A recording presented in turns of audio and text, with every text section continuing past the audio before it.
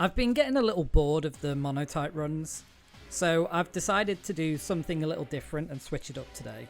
So today I've been doing the Gen 2 monotype challenge.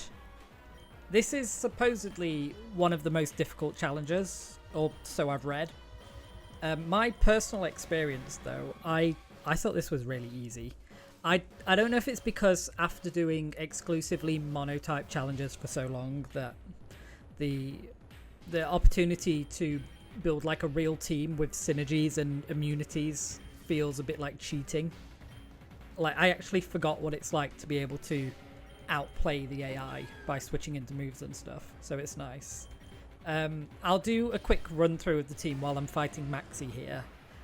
It's a good fight, but I can't really provide commentary because I could, but I'm recording this audio afterwards because I'm an idiot and I forgot to turn my mic on while I was recording. So right, this is the team anyway. So we've got a classic fire, water, grass plus a steel type core, and it's just really good. I've got Magcargo is the heart of the team. I actually started this run so that I could farm candies on Slugma because I want its passive for my mono fire run. So this was the first thing I added and I've sort of built around it. His main purpose is just to burn everything with Burning Bulwark and just sits around being tanky and firing off flamethrowers. It nicely walls about half of the rivals team on wave 195, so you'll see that later. It's been really, really good. I think it's quite underrated. It's one of those Pokemon that's really good in Pokérogue, absolutely sucks in competitive in the main games, but it's been really good in Pokérogue. Then we've got Meganium, that is here as like utility. It's mainly to set up Light Screen and Leech Seed for Eternatus, but it's nice and tanky and it's surprisingly fast. I had a Stone Axe on it from an egg move that sets up Stealth Rocks, but I found that I needed a grass move earlier on in the run, so I switched that out for Giga Drain. In hindsight, I think I should have probably put Giga Drain over Light Screen, because keeping rocks would have been amazing in this fight against Maxie and also against the rival. So in hindsight, I probably should have kept that move. Feraligatr is the water type, and it's more offensive based with Dragon Dance and Triple Axle Crunch, and it's also got Dive, which has been quite nice for getting a little bit more residual damage on stuff that Magcargo's burned. He's the main sweeper, and it's been really useful just for like tearing through standard waves. Forretress is just my classic Gen 2 curse sweeper. He's been really useful, especially for getting through the earlier waves, like up to like wave 30 and 40 where you run into a lot of normal types. Early game steel types are really overpowered, and then they drop off a little bit, but then they're useful again for the 200 fight, and they're good against Rayquaza as well. When he doesn't have V-Create randomly, which a lot of the Rayquazas that I've been fighting lately all seem to have V-Create. So I always try and take a steel type every run if I can. I got leftovers on Forretress. I got them on like wave 3, like right at the beginning of the run. And I don't normally take them because I think they're a trap and they're not worth taking.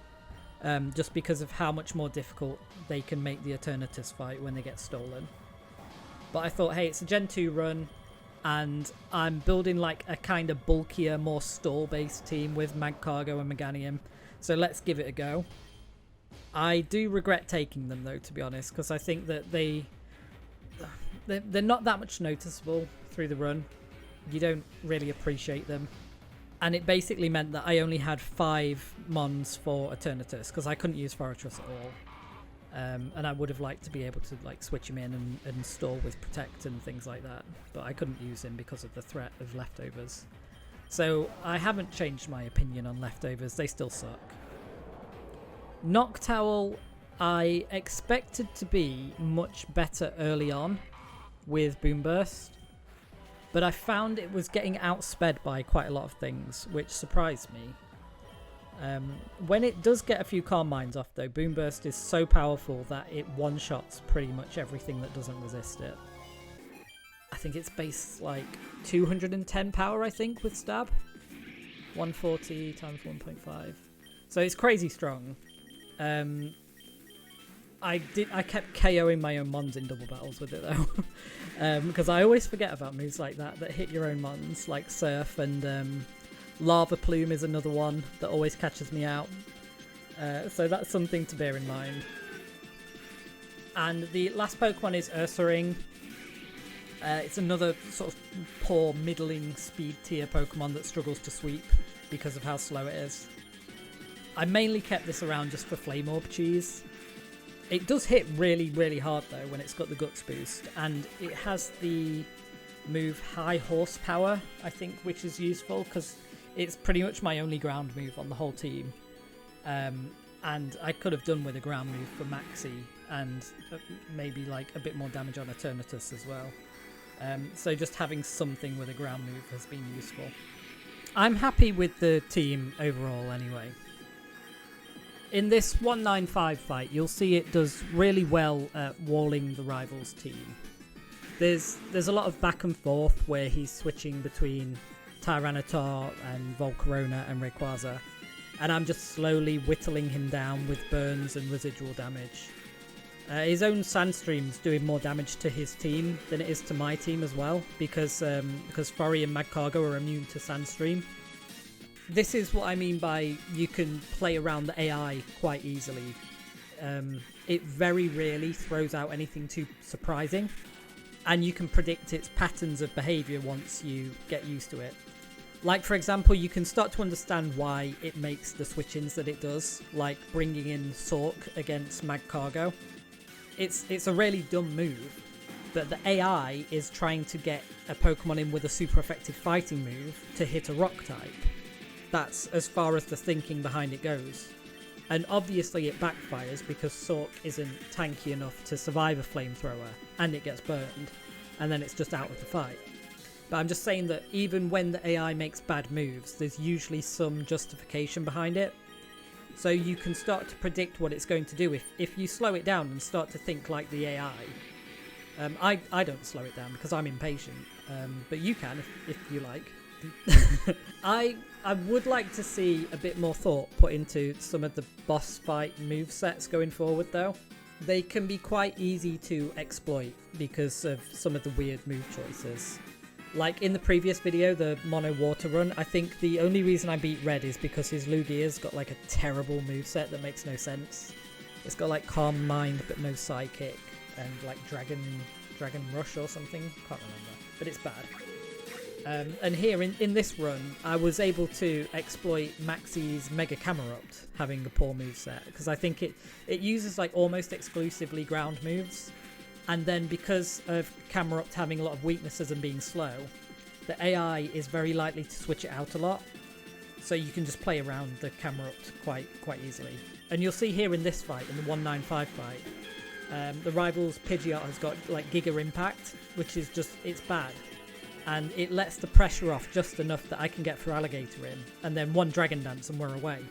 So it's things like that I would hope to see improved in the future, because Pokérogue is going to be a single-player game, almost exclusively, by its design, because it's a roguelike.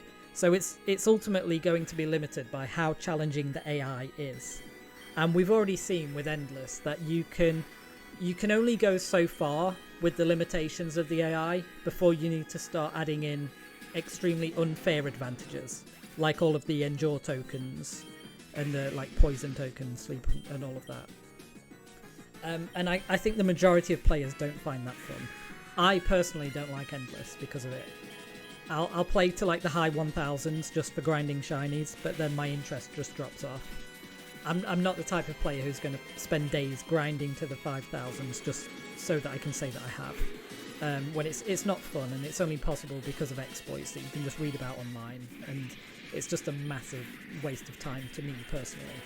But that's probably a rant for another video. I don't have anything specifically for killing Eternatus on this team. As I said before, I've got a few general ideas that will make the fight easier.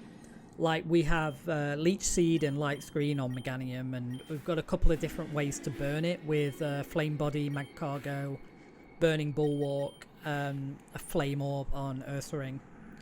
But I'm just going to wing it. And I wanted to give Noctowl a chance to shine in this run because I haven't used it much.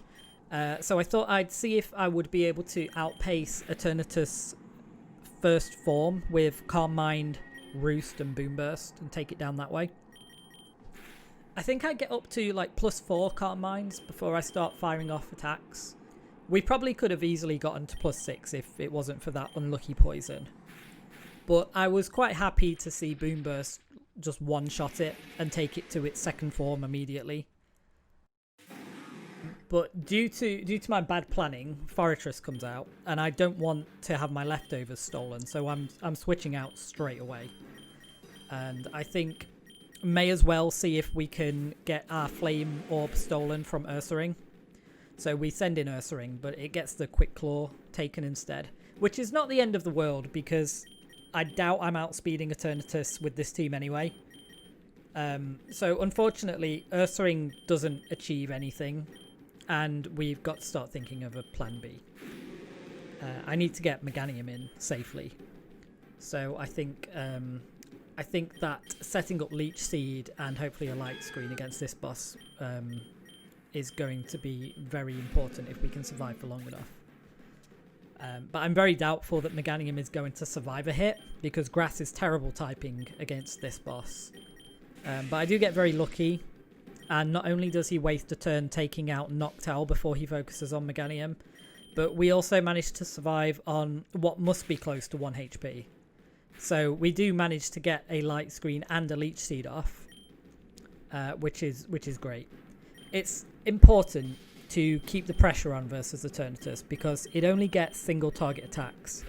So if you have multiple threats in at the same time, you're going to have more opportunities to get in effective attacks. So we can go to Gator rather than trying to stall with Magcargo and just immediately start Dragon Dancing. We do manage to steal our Quick Claw back as well, which is nice, because now Gator's got 2 Quick Claws, and they do stack. So I think I overthink here, and I misplay. What I'm thinking is I go for Dive with Feraligatr, because I see Eternatus has stolen my Enigma Berry, and I don't want to trigger it with Triple Axle. But that's just a really bad idea because then that just gives Eternatus a chance to recover. And it's also more turns for it to steal back items. And it's just like what I was saying before, it's important to keep the pressure on. And I do the opposite with this move, and it nearly cost me the entire fight. If I'd have just kept hitting it, I wouldn't be in this position right now, where I'm lucky to survive with Gator. And then I start missing my Triple Axles.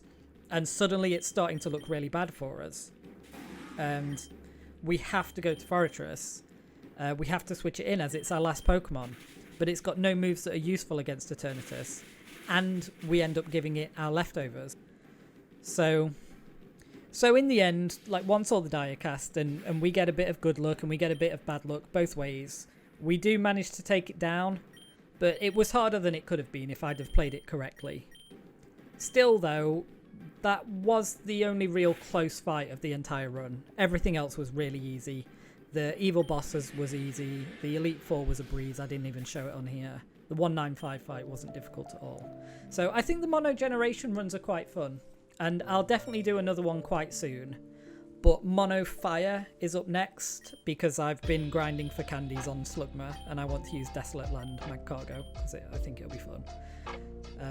So yeah, Mono Fire's up next anyway.